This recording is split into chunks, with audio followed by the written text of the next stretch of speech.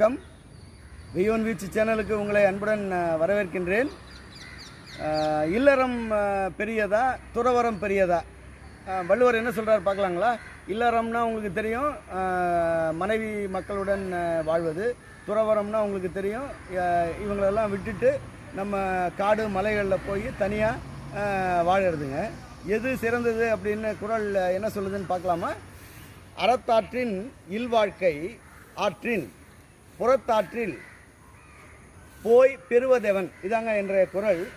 அறத்தாறு அப்படின்னா இல்வாழ்க்கையில், அதனை இல்வாழ்க்கையோடு இணைந்து மனைவி மக்களோடு இந்த சமூகத்திற்கு நாம் பணியாற்றினால் அதைவிட பெரிய அறம் ஒன்றும் இல்லை என்று வள்ளுவர் கூறுகிறார்.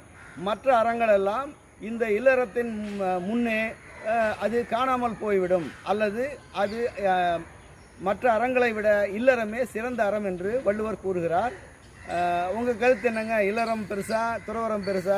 ஏன்னா இல்லறத்தில் இருக்கிறவங்க துறவரத்தை தேடுறதும், துறவரத்தில் இருக்கிறவங்க இல்லறத்தை தேடுறதும் தான் இன்றைய வாழ்வியல் நடைமுறையாக இருக்குது. உங்கள் கருத்தை பதிவிடுங்கள் கமெண்டில். வணக்கம்.